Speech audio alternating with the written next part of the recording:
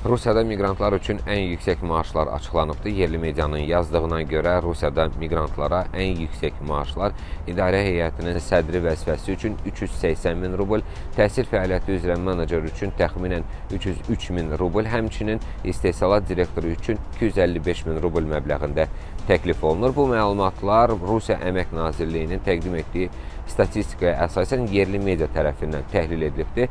Məlumata görə xarici işçilərin Moskva şəhərində idarə heyətinin sədri vəzifəsinə aylıq 380 min rubl maaşla cəlb olunması planlaşdırılır. Udmurtiya Respublikasında təhsil fəaliyyəti üzrə menecerə aylıq 300 min rubldən bir qədər çox, Amur vilayətində isə istehsalat direktoruna 255 min rubl maaş təklif edilir. 250 min rubl məbləğindən yüksək maaş Krasnoyarsk diyarında tikintidə sahə rəisinə, Moskvada mərkəz direktoruna, eləcə də Tataristanda dərnək rəhbərinin müavininə təklif olunur.